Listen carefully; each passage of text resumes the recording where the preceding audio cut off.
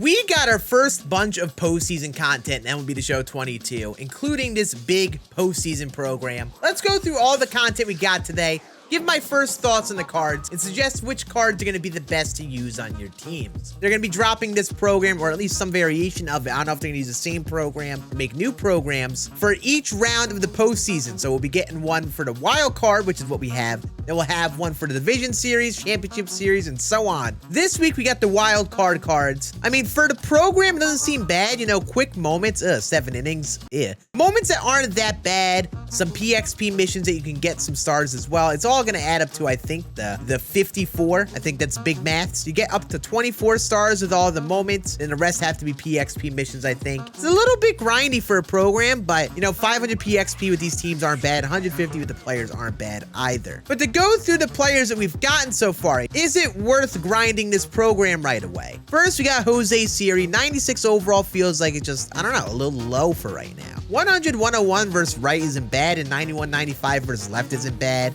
Diamond defense is nice with 99 speed. I just don't see people wanting to start this card over cards that we have gotten over the last few weeks, like featured program cards like KontrolFreek Jr., you know? Fun theme team card for you Rays fans. You got the nice speed and defense. That can be fun for you if you are looking for that outfielder for that team. But for God Squads, probably a purposeless card. Yasmani Grandal's postseason card is back. And a lot of people did like this card, or a Posada being the prominent example that is way better. Guys like Mauer or Jimmy Fox that are way more appealing than this card. And while the defense is nice, 6 speed does definitely cost you. Like, that's such a low level of speed. Single or home run. So are you going to start this card? Probably not. Juan Yepez is in the game as a 97 overall. He had the big pinch hit home run, so you'd figure a juicy card for the postseason. I'm not gonna lie, he isn't really that great. I mean, at least he's solid versus left. But again, I don't see people starting this card other than theme teams. 97 overall feels a little low. This card could have been pretty interesting a couple months back. At this current point in the game, I don't see people really wanting to use this card. Brandon Nimo has a postseason card. Not really that great, but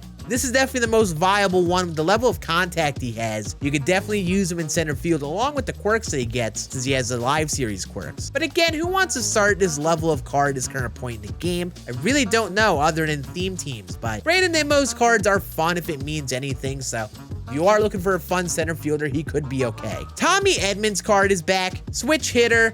Again, not that great on the power. His card was pretty solid last year, but again, at this current point in the game, we have a lot better cards, especially in the middle infield. I don't see many people wanting to use Tommy Edmonds. At the very least, he was a fun card. I bet you'll be getting some reps with him in the event. Teoscar Hernandez is definitely the most viable of the bunch, but again, I don't see people wanting to actually start him, because there are plenty of other good outfielders, but he is at least a top tier lefty bench bat, or I should say bench bat to use versus lefties, 125, 125, and the bunch of live series quirks that he gets. I like his swing. I just don't see people wanting to start him, or really many people wanting to rush through this program to get him. And those are the cards in the program, and you get them with the moments and missions. You know, it's not really the most exciting program. It is just a wild card though, so there will be definitely better cards as we progress through the DS, CS, and World Series. Now, there'll likely be a really nasty Yordan Alvarez coming, so I'm excited for that content to drop. We'll see what they're looking like next week, but for the wild card, there really isn't that much to be excited for. However, I would recommend grinding this, especially in the event. I don't know how the program's gonna work. We don't know if they're gonna drop another program or gonna add on to this, so I think you should do this first chunk of stuff, be in a good spot for the next week of programs. So, speaking of things going on for a few weeks, we've got the postseason event. So as you see with the event, you can use virtually any series in the game. Looks like a lot of series that you can get in the featured program. But going through the awards,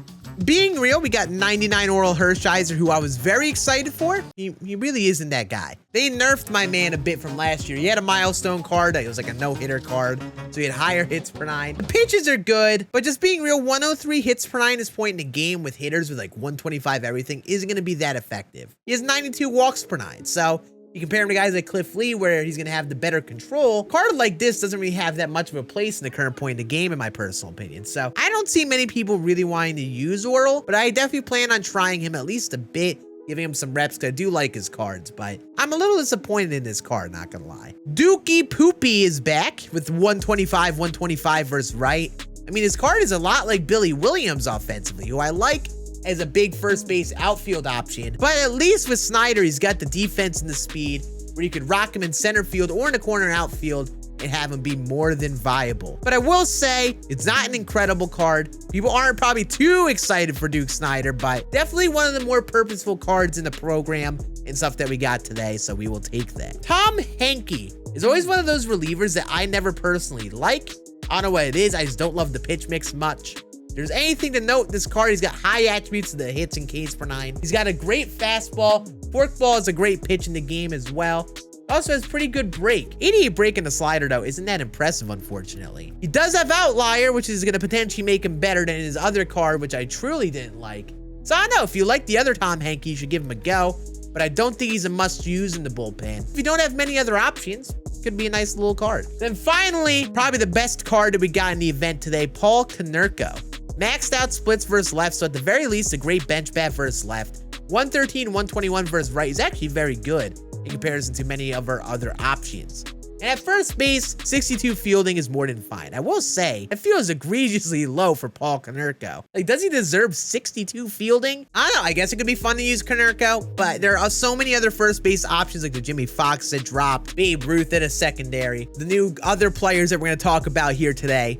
I just don't know if this card is going to bring enough to want people to grind 30 wins this event. I certainly wouldn't be grinding it unless I had nothing else to do. And, you know, the rest of the event, you can get, you know, up to 75 wins, which gives me the idea this will be a longer event. It is set to be 2 weeks, but I don't know. I wouldn't be shocked if it's going to be longer. We'll have to see what happens with that. But don't worry, that is not it for the content. I honestly might have saved the best for last. You can get the free Home Run Derby X Mexico City pack in the shop. And these are literally cards you can get right away in your inventory, literally the second you load up the game. Going through the attributes on these guys, I think they are actually very nice. They all have 125 power versus both sides. Adrian Gonzalez here, 108, 103 contact is pretty solid. Diamond defense at first base, or he's gonna have gold in right field. Actually a very fun card. You know, I like this card a ton with the maxed out power.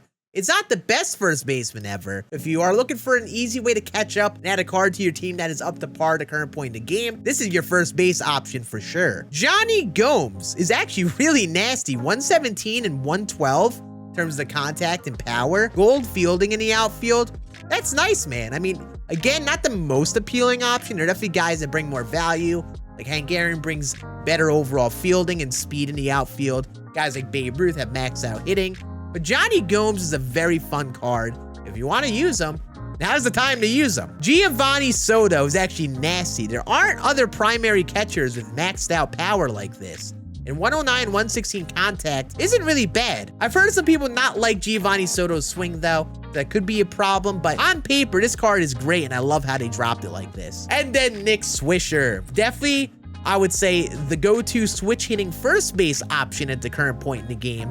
111, 115 contact is right around Albert Pujols, maxed out power, and he's bringing switch hitting to the table, which I think a lot of people will really like. He's not the best card ever yet again, getting that level of contact, that level of power and switch hitting, that's great. That's a very dope card. So you can get these for free in the store, and there you go. So that is mainly it for our content today in MLB The Show 22. Keep on grinding that Fall Stars program. This is going to be your avenue to get the best cards to add to your team, mainly the Fall Stars bosses and Luis Gonzalez. I'm going to be debuting them throughout the rest of the weekend, so make sure you are subbed down below. I'll be making sure to get the Joe Mauer debut all recorded and ready for tomorrow. And we'll be keeping on debuting these guys. Like I mentioned, these are the cards you want to go for at the current point in the game. You pair those guys, the Home Run Derby X players, and the Face the Franchise guys from the Legend of the Franchise program, you're going to have a stacked God Squad. I mean, you look at my God Squad right now, we are looking good. I appreciate you all watching this video. Let me know what you think of the content we got today, and I will see you all again on the next one tomorrow.